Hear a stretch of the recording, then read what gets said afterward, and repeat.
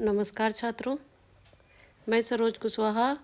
नई गुलमोहर हिंदी व्याकरण की जो क्लास चल रही है आपकी क्लास 7 की, जिसमें चल रहा था आपका लेसन 13 का जो है वाच्य चल रहा था। तो वाच्य में जो है क्या है, वाच्य के जो भेद है वो आपका कंप्लीट हो चुका है। वाच्य क्या होता है और वाच्य के भेद कितने हैं वो जो है आपका पहली क्लास इसकी जा चुकी है। जिसको आप लोग सब्सक्राइब किए होंगे तो आपको मिलेगा, और जो नहीं सब्सक्राइब किए होंगे वो कर लीजिएगा एक बार, और उसके बाद से पहले वाले क्लास को देख के फिर इसको देखिएगा तो ज़्यादा समझ में आएगा। ठीक है, तो अब क्लास शुरू करूं इससे पहले मैं चाहूँगी कि आप हमारे चैनल को ज़्यादा से ज़्यादा लाइक करें, सब्सक्राइब करें और कमेंट करें, ताकि आगे आने वाली जो भी क्लास रहे आपको निरंतर मिलती रहे और आप अध्ययन कर सकें। ठीक है, पढ़ सकें अच्छे से। तो आज हमारा जो है क्लास में जो चलेगा यह जो है वाच्य परिवर्तन। ठीक है, ये वाच्य परिवर्तन आज लेकर के चलूँगी। ठीक है, जिसको आपको ध्यान से देखना है और समझना है कि वाच्य परिवर्तन क्या होता है। तो चलिए देखेंगे। कर्तृवाच्य से अकर्तृवाच्य बनाने के नियम देखेंगे। ठीक है, वाच्य परिवर्तन मतलब उसको कन्वर्ट करना। ठीक है, तो कर्तृवाच्य है जो कि जिसमें कर्ता प्रधान है, और अकर्तृवाच्य जिसमें कर्मवाच्य और भाववाच्य जो जिसमें आते हैं, जिसमें कर्ता का महत्व कम बता दिया जाता है। तो उसमें क्या है कि आप इन दोनों में क्या करेंगे, इन दोनों को कन्वर्ट करेंगे कैसे, उसको हम जानेंगे। तो देखिए, हिंदी में कर्तृवाच्य से अकर्तृवाच्य बनाने के 3 नियम जो नीचे दिए जा रहे हैं। ठीक है, पहला जैसे नियम हमारे यहाँ फर्स्ट है, देखिए, कर्तृवाच्य को अकर्तृवाच्य में बदलते समय कर्ता के बाद के द्वारा या से पर सर्ग लगाए। ठीक है, क्या करें, पहले नियम में कर्ता के बाद के द्वारा और जो है या फिर से पर सर्ग लगाएं। ठीक है, ठीक, इतना समझ में आ गया ना आपको लोगों को कि कर्ता जो है हमारा वाक्य में जो कर्ता होगा, जो कार्य को कर रहा होगा वही कर्ता होता है। तो उसके जो ठीक बाद हम क्या लगाएं, के द्वारा या फिर से पर सर्ग, ठीक है, लगाएं। अब ध्यान रखें, बोलचाल की हिंदी में प्रायः के द्वारा विधानवाची वाक्यों में तथा से निषेधात्मक वाक्यों में लगाया जाता है। ठीक है, अब इस बात को आपको ध्यान देना रहेगा कि जब बोलते हैं बोलचाल की भाषा में तो विधानवाची वाक्यों में ही के द्वारा लगता है, और निषेधात्मक वाक्यों में क्या लगता है, से लगता है। ठीक है, विधानवाची में के द्वारा और निषेधात्मक में से लगता है। ठीक है, अब इसको हम देखेंगे। जैसे कि यहाँ पे देखिए, बच्चे पतंग उड़ा रहे हैं, यह कर्तृवाच्य है। ठीक है, कर्तृवाच्य है, इसमें बच्चा जो है क्या है, आपका कर्ता है। ठीक है, पतंग जो है क्या है, उसका क्रिया है। ठीक है, और उड़ा रहा है, यह जो है पतंग कर्म है और उड़ा रहा है क्या है, क्रिया है। ठीक है, तो उड़ाना क्रिया है। तो जैसे देखिए, बच्चा जो है हमारा कर्ता है, तो इसमें क्या है, यह सिंपल सेंटेंस है पूरा। इसमें बच्चे को महत्व दिया गया है कि बच्चा कार्य को संपन्न कर रहा है, इसलिए इसमें कर्ता प्रधान है, इसलिए यह जो है क्या हो गया, आपका कर्तृवाच्य हो गया। ठीक है, अब देखिए इसको अकर्तृवाच्य में कैसे बदला जाएगा, तो बच्चों के द्वारा पतंग उड़ाई जा रही है। ठीक है, अब क्या हो गया आपका, बच्चों। ठीक है, अब जो ये बच्चा जो शब्द था, इसके ठीक बाद परसर्ग लग गया के द्वारा। ठीक है, से पतंग उड़ाई जा रही है। ठीक है, और यह क्या है आपका, यह कैसा वाक्य है, विधानवाची वाक्य। ठीक है, ये विधानवाची वाक्य है। ठीक है, अब देखिए दूसरे वाक्य में देखेंगे, बच्चे पतंग नहीं उड़ा रहे हैं। इसमें क्या है, इसमें भी कर्ता प्रधान है। ठीक है, बच्चे को महत्व दिया गया है। ठीक है, तो कार्य नहीं करने का काम जो कर्ता जो है, कार्य नहीं करने का कार्य जो बच्चे कर रहे हैं, तो वह जो है बच्चे इसमें प्रधान है, इसलिए यह कर्तृवाच्य है, कर्ता प्रधान है। और देखिए इसको जब हम कन्वर्ट करेंगे अकर्तृवाच्य में, तो बच्चों से पतंग नहीं उड़ाई जा रही है। ठीक है, यह क्या हो गया, निषेधात्मक। ठीक है, यह जो है निषेधात्मक वाक्य हो गया। ठीक है, इसलिए इसमें से पर सर्ग लगा है। ठीक है, क्या है, विधानवाची पर सर्ग क्या है, जो कि बच्चों के द्वारा उड़ाई जा रही है, जिसमें के द्वारा लगा है वह विधानवाची है।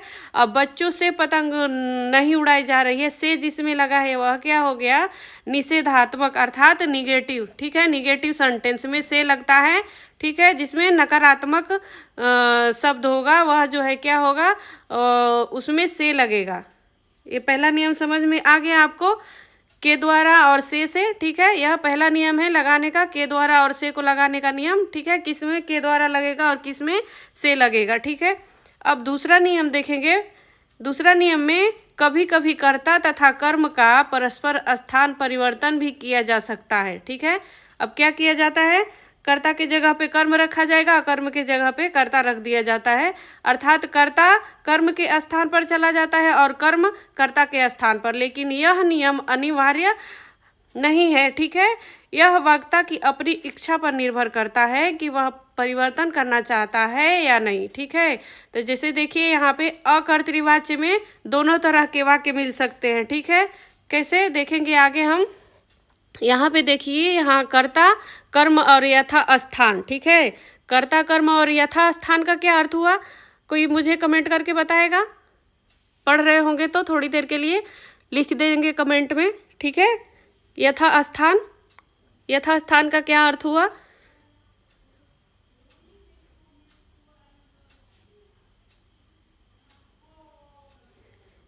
चलिए मैं ही बता देती हूँ। ठीक है, यथा स्थान मतलब जो जिस स्थान पे है उसी स्थान पे रहे। ठीक है, जो व्यक्ति या वस्तु जिस स्थान पे है वह उसी स्थान पे रहे, वाक्य में उसी को यथा स्थान कहेंगे।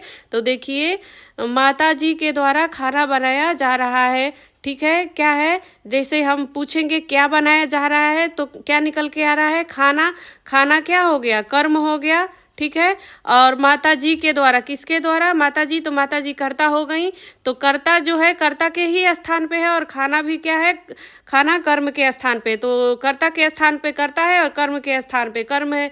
तो इस तरह से यह जो है वाक्य जो जो जिस स्थान पे रहना चाहिए उसी स्थान पे है। ठीक है, यह बदला नहीं गया है। ठीक है, कर्ता के ही स्थान पे कर्ता है और कर्म के स्थान पे कर्म है। ठीक है, अब देखिए, अब दूसरे में देखेंगे हम इसको परिवर्तित करके। ठीक है, परिवर्तन करेंगे जब हम बदलेंगे, कर्ता के स्थान पे कर्म रखेंगे और कर्म के स्थान पे, तो वाक्य में कैसे बदलाव आएगा, खाना माता जी के द्वारा बनाया जा रहा है। देखिए, अब जो है कर्म है हमारा, खाना जो था वह माता जी के स्थान पे आ गया, कर्ता के स्थान पे, और खाना के जगह पे माता जी आ गई। ठीक है, इस तरह से जो है परिवर्तन कर दिया गया है। और जो है यह नकारात्मक नहीं है, इसलिए के द्वारा परसर्ग लगाया गया इस वाक्य में। आपको बताया गया है कि जब माता जी के बाद, जैसे माता जी करता है तो उनके बाद के द्वारा लगाया जाएगा परसर्ग। ठीक है, और ये विधानवाचक होगा, न कि निषेधात्मक। निषेधात्मक नहीं होगा।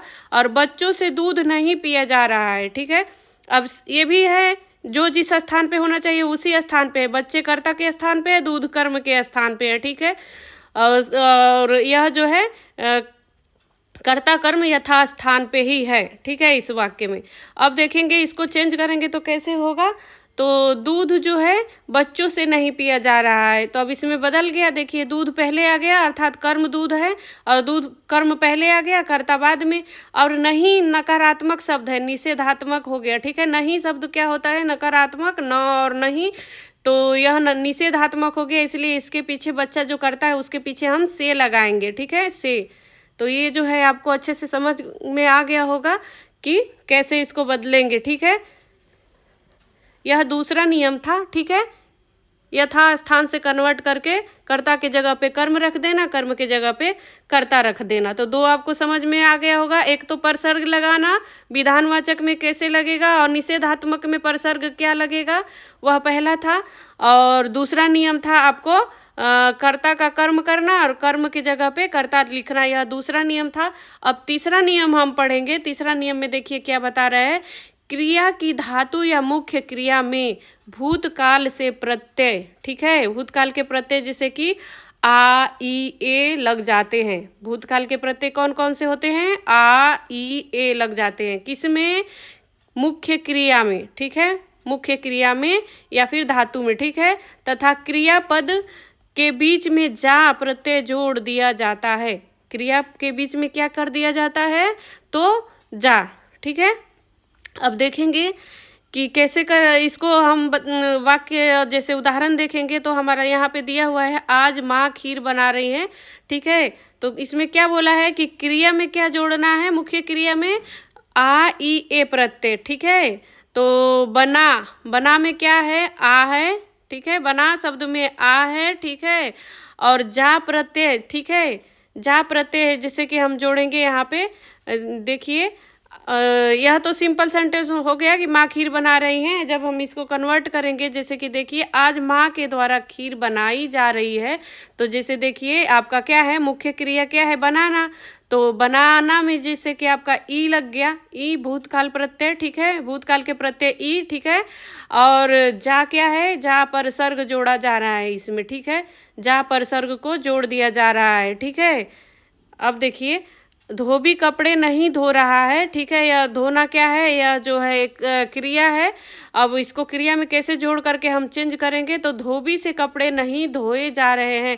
ये क्या है हमारा, देखिए ये जो है आपका भूतकालिक प्रत्यय है, भूतकाल का प्रत्यय है ए। तो ये धोने, जो धोना क्रिया है, धोना क्रिया, तो उस धोना क्रिया में ए लगा दिए तो धोए बन गया, ठीक है। धोए प्रत्यय से, ए प्रत्यय से धोए बन गया। और जो है जा परसर्ग हम, जा प्रत्यय हम जोड़ देंगे, ठीक है, जा प्रत्यय जोड़ देंगे इसमें, तो क्या हो जाएगा, धोबी से कपड़े नहीं धोए जा रहे हैं। तो इस तरह से आप समझ गए कि क्या होगा तीसरे नियम में। तीसरे नियम में क्या है कि मुख्य क्रिया में क्या लगाएंगे, आ ई ए प्रत्यय जोड़ेंगे, ठीक है, भूतकालिक प्रत्यय आ और बड़ी ई और ए, ठीक है, जोड़ेंगे। और क्रियापद के बीच में जो है क्या करेंगे, क्रिया जब आ ई ए जब जुड़ जाएगा तो उसके ठीक बाद हम क्या लिखेंगे, जा प्रत्यय जोड़ दिया जाता है, उसके बाद में जा लिख दिया जाता है, ठीक है। तो इस तरह से आपका यह तीसरा नियम रहा। अब ध्यान रखेंगे क्या, कर्तृवाच्य में कर्ता को प्रधानता दी जाने का यह अर्थ कदापि नहीं है कि क्रिया कर्ता की संज्ञा के अनुसार बदलेगी और कर्म वाच्य में कर्म की संज्ञा के अनुसार, ठीक है। क्रिया के बदलने का संबंध वाच्य के साथ नहीं है।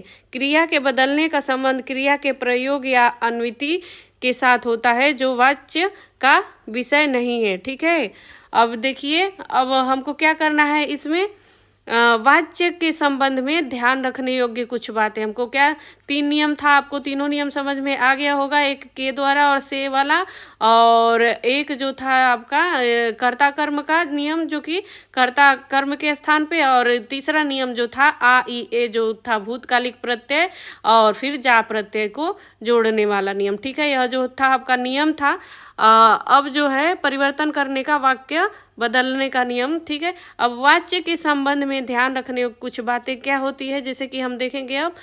अब आप यह तो समझ चुके हैं कि कर्तृवाच्य में वक्ता द्वारा कर्ता के कार्य को प्रधानता दी जाती है, ठीक है। क्या किया जाता है, कर्तृवाच्य में वक्ता द्वारा कर्ता को प्रधानता दी जाती है। अधिकतर लोग प्रधानता का अर्थ यह लगाते हैं कि कर्तृवाच्य में क्रिया कर्ता के लिंग वचन के अनुसार बदलती है। नहीं, क्रिया कर्ता के लिंग वचन के अनुसार नहीं, कर्मवाच्य में कर्म के लिंग वचन के अनुसार, ठीक है। परंतु ऐसा सोचना गलत है, क्योंकि न तो कर्तृवाच्य के हर वाक्य में क्रिया कर्ता के अनुसार बदलती है और न ही कर्मवाच्य के हर वाक्य में कर्म के अनुसार। देखिए निम्नलिखित उदाहरण, जैसे क्या है, लिंग वचन के कारण वाक्य में परिवर्तन नहीं होता है, कर्ता या कर्म नहीं बदलता है। कभी कभी होता है ऐसा, हमेशा ऐसा नहीं होता है कि जो लिंग वचन के अनुसार जो है क्रिया या कर्म में बदलाव आ गया, ठीक है। अब देखेंगे हम कर्तृवाच्य के वाक्य देखेंगे, तो कर्तृवाच्य के वाक्य में हम देखेंगे क्या है, आपका बच्चा आम खाता है, ठीक है। अब इसको हम कर्मवाच्य में बदलेंगे तो कैसे, बच्चे ने आम खाए, ठीक है, कर्मवाच्य। और देखिए कर्ता तथा कर्म दोनों के अनुसार नहीं बदलना, बच्चे ने आमों को खाया, ठीक है। इस तरह से और भी है, लड़की आम खाती है, ठीक है, क्या हो गया, कर्ता के अनुसार, ठीक है। और लड़की ने आम खाए, यह कर्म के अनुसार, ठीक है। लड़की ने आमों को खाया, यह कर्ता कर्म दोनों के अनुसार ही नहीं है, ठीक है। अब देखिए बच्चे लीची खाते हैं, बच्चों ने लीचियां खाई और बच्चों ने लीचियों को खाया। यह जो है ये सारे उदाहरण दिए गए हैं कर्तृवाच्य के, ठीक है, किसके, कर्तृवाच्य के, ठीक है। अब देखिए कर्मवाच्य के, जैसे देखेंगे उदाहरण में, देखिए बच्चे, ठीक है, बच्चे या बच्चों के द्वारा दूध पिया जाता है, ठीक है, और कर्ता कर्म दोनों के अनुसार नहीं बदलने में देखेंगे बच्चे या बच्चों के द्वारा दूध को पिया जाता है, ठीक है। अब देखिए लड़की या लड़कियों के द्वारा दूध पिया जाता है और लड़की या लड़कियों के द्वारा दूध को पिया जाता है, ठीक है। इस तरह से इसमें दिया जाएगा, ठीक है। कर्मवाच्य में आपको पता है कि जो है कर्म प्रधान रहता है, ठीक है, उसमें कर्म रहता है, ठीक है। अब देखिए बच्चे बच्चों के द्वारा चाय पी जाती है, बच्चे बच्चियों के द्वारा चाय पिया जाता है। लड़की लड़कियों द्वारा चाय पी जाती है, लड़की लड़कियों के द्वारा चाय को पिया जाता है, ठीक है। इस तरह से और आगे देखेंगे हम, वास्तव में वाक्य की क्रिया किस संज्ञा के अनुसार बदलेगी, इस बात का संबंध वाच्य से नहीं है, ठीक है। किस संज्ञा के अनुसार बदलेगी, इसमें क्या है, इसका संबंध वाच्य से नहीं है। वाच्य का अर्थ तो केवल इतना है कि वक्ता द्वारा कर्ता के कार्य को प्रधानता दी जा रही है या नकारा जा रहा है, ठीक है। क्या होता है इसमें, वाच्य का अर्थ केवल इतना है कि वक्ता जो मतलब जो बोलने वाला है, कर्ता के कार्य को प्रधानता दी जा रही है या नकारा जा रहा है या उसको निगलेक्ट किया जा रहा है, ठीक है। क्रिया किस संज्ञा के अनुसार बदलेगी, यह जो है प्रयोग या अन्विति का विषय है। इसके 3 अलग अलग नियम, आइए इन नियमों को हम समझेंगे, देखेंगे क्या है नियम, ठीक है। तो देखिए हिंदी में प्रयोग में देखेंगे कैसे हम इसको बदलेंगे, यह 3 नियम के अनुसार। तो जैसे देखिए हिंदी में वाक्यों में क्रिया किस संज्ञा के अनुसार बदलेगी या किस संज्ञा या लिंग वचन के अनुसार प्रयुक्त होगी, इसके 3 नियम बताए गए हैं। कैसे, तो पहला नियम में हम चलेंगे और देखेंगे, यदि कर्ता की संज्ञा के बाद कोई भी परसर्ग, ठीक है, कर्ता की जो कार्य को संपन्न कर रहा होगा, कोई नेम होगा, ठीक है, तो उसकी संज्ञा के बाद, ठीक है, कोई भी परसर्ग जैसे कि ने, को, से, में आदि नहीं है तो क्रिया हमेशा कर्ता की संज्ञा के लिंग वचन के अनुसार बदलेगी, ठीक है। अब देखिए अगर जो बताया जा रहा है कि जो भी कर्ता होगा उसके पीछे अगर जो ने, को, से, में इस तरह का नहीं रहेगा शब्द, तो वह क्या होगा, वह क्रिया जो होगी लिंग वचन के अनुसार बदलेगी। पहला नियम है। तो देखिए पहला नियम है, बच्चा दूध पीता है, ठीक है, तो यह क्या है, इसमें बच्चा दूध पीता है, ठीक है, तो यह क्या है आपका, यह सिंपल है कि बच्चा दूध पी रहा है, ठीक है। अब इसको देखेंगे हम, बच्चे दूध पीते हैं, इस तरह से बदलेगा, ठीक है। यह किसके अनुसार बदल गया, तो यह जो है लिंग वचन के अनुसार बदल गया है, ठीक है, क्योंकि इसमें परसर्ग नहीं है ने, से, को, ठीक है। तो यह जो है कैसे बदलेगा, बच्चे दूध पीते हैं, इस तरह से बदलेगा कि एक वचन का बहुवचन में बन जाएगा, ठीक है। लड़की दूध पीती है तो लड़कियां दूध पीती है, यह भी वचन के अनुसार। लड़का चाय पीता है, अब देखिए यह लिंग और वचन दोनों के अनुसार बदला है। यहाँ लड़की दूध पीती है, यहाँ लड़कियां दूध पीती है, यह किसके अनुसार बदला है, वचन के अनुसार।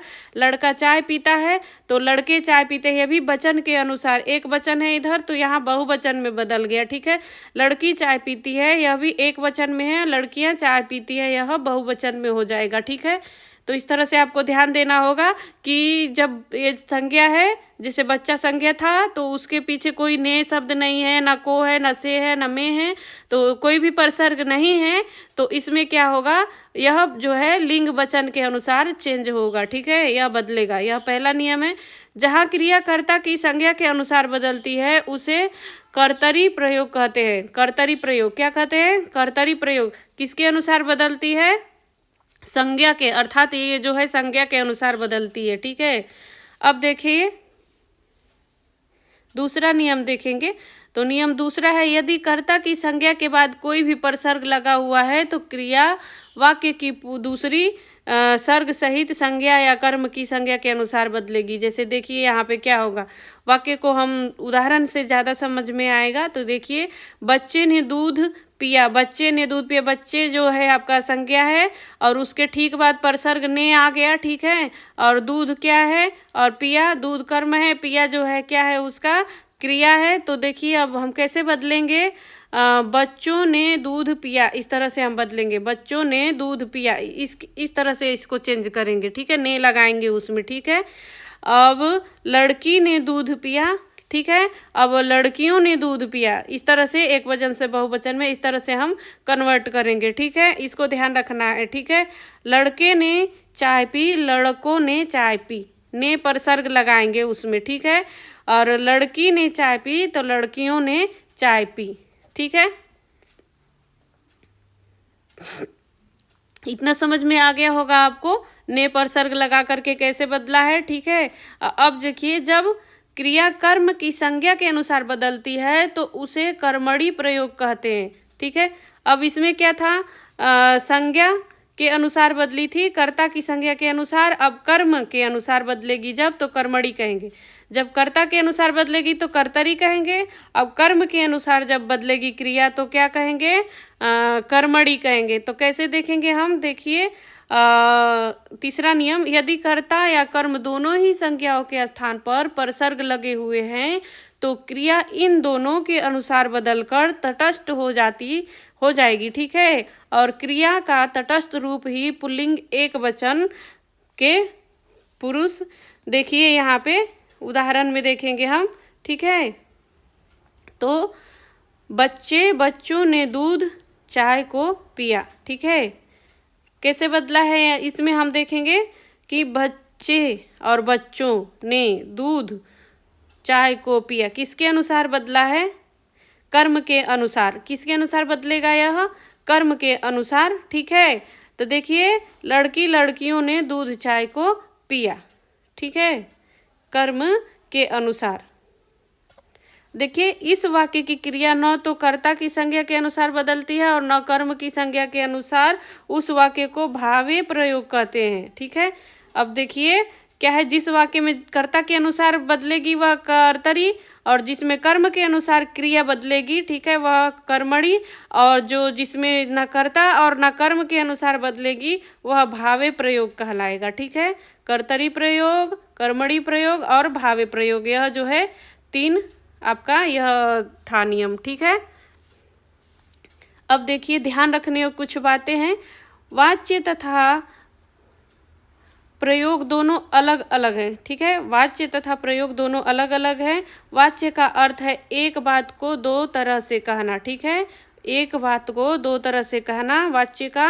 और एक वाच्य वह जिसमें वक्ता के द्वारा कर्ता के कार्य का प्रधानता दी जाए, और दूसरा वहाँ जहाँ कर्ता के कार्य को निरस्त कर दिया जाए, ठीक है, उसको क्या कहेंगे, वाच्य कहेंगे। जिस वाच्य में कर्ता के कार्य को प्रधानता दी जाती है वह क्या कहलाता है, कर्तृवाच्य, तथा जहाँ कर्ता के कार्य को निरस्त किया जाता है उसे अकर्तृवाच्य, ठीक है। जहाँ तक प्रयोग की बात है तो इसका अर्थ यह है कि क्रिया वाक्य की किस संज्ञा के अनुसार प्रयुक्त हो रही है, कर्ता के अनुसार या कर्म के अनुसार, ठीक है।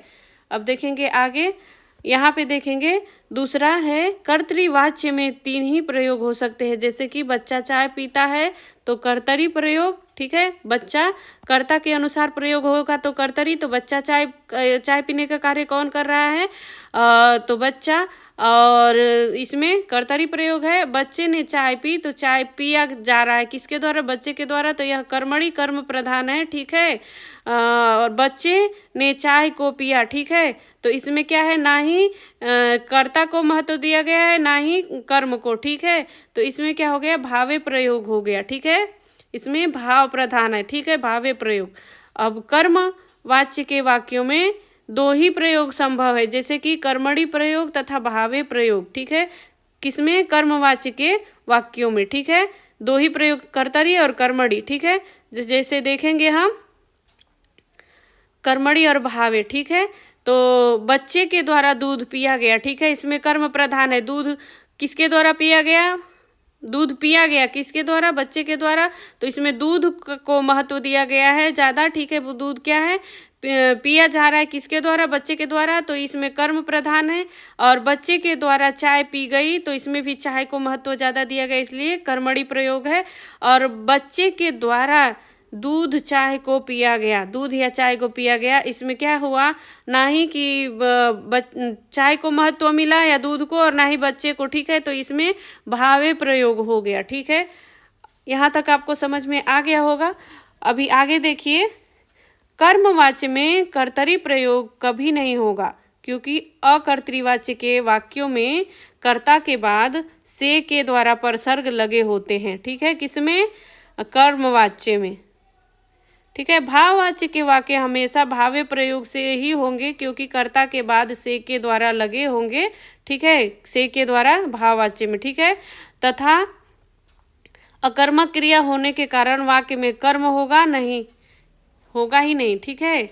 जैसे कि देखिए, बच्चे के द्वारा सोया जाता है, यह क्या है, क्या किया जाता है, क्या सोना, नहीं उतर के आ रहा है, आंसर नहीं आ रहा है, क्या क्वेश्चन करने से, क्या सोना, सोना क्या है, क्रिया है, उससे हम क्वेश्चन करेंगे, क्या सोना, तो नहीं पता चल रहा है, कुछ कर्म निकल के नहीं आ रहा है, तो इसमें कर्म हो रहा है। और माता जी से चला नहीं जाता, क्या नहीं जाता, तो माता जी से क्या चलना, ठीक है, क्या चलना, चलना क्रिया है, उसे हम पूछेंगे क्या चलना, तो नहीं आंसर आ रहा है। आपको बार बार बताया जाता है कि क्रिया से क्वेश्चन क्या करेंगे और किसको, ठीक है। तो उसने जो है उत्तर जो निकल करके कोई ठोस वस्तु आएगी, कोई निर्जीव, ठीक है, तो वह जो है कोई वस्तु आएगा, तो वह वस्तु जो होता है कर्म होता है। लेकिन इसमें क्या है कि नहीं आ रहा है आंसर, तो वह जो है कर्म है, ठीक है। इस तरह से इतना तो आपको समझ में आ गया होगा। तो अब देखिए, अब हमने पूरे लेसन में क्या क्या पढ़ा है, इसको हम एक बार यहाँ से रिवाइज करेंगे। तो वाच्य का अर्थ है वक्ता का कथन या वाणी। वाच्य का क्या अर्थ होता है, तो जो वक्ता कहता है या बोलता है, ठीक है, वही जो है वाच्य का अर्थ है। अर्थात किसी भी कथन को अर्थ के थोड़े अंतर के साथ तो अलग अलग वाक्यों में व्यक्त करना, ठीक है। कोई भी जो है हम कथन कर रहे हैं, कोई भी मतलब बोल रहे हैं वाक्य, तो उसको दो अलग अलग तरीकों से बोलना, ठीक है। जिस वाक्य में वक्ता द्वारा कर्ता के कार्य को प्रधानता दी जाती है वह कर्तृवाच्य का होता है, और जिस वाक्य में कर्ता को निरस्त कर दिया जाता है वह क्या होता है, अकर्तृवाच्य होता है। इतना तो मैं इस चैप्टर को इतना मतलब डीपली मतलब पढ़ा दिया है कि आप लोग कर्तृवाच्य अकर्तृवाच्य बहुत ही आसान से पकड़ लेंगे, ठीक है। कर्तृवाच्य के दो भेद किए जाते हैं, जैसे कि कर्मवाच्य तथा भाववाच्य, ठीक है। अकर्तृवाच्य के जिन वाक्यों में सकर्मक क्रिया होती है, ठीक है, वह कर्मवाच्य का होता है, तथा जिसमें अकर्मक क्रिया होती है वह क्या होता है, भाववाच्य का। अर्थात जिसमें कर्म रहेगा, ठीक है, वह कर्मवाच्य कहलाएगा, और जिसमें कर्म नहीं रहेगा जिस वाक्य में, वह भाववाच्य का होगा वाक्य। कर्तृवाच्य में कर्ता की प्रधानता का अर्थ यह नहीं है कि क्रिया केवल कर्ता के अनुसार बदलेगी, और कर्मवाच्य में केवल कर्म के अनुसार। क्रिया के बदलने का वाच्य से कोई जो है संबंध नहीं है, क्रिया के बदलने का वाच्य से कोई संबंध नहीं है, ठीक है। क्रिया के बदलने का संबंध प्रयोग से है, ठीक है, प्रयोग से।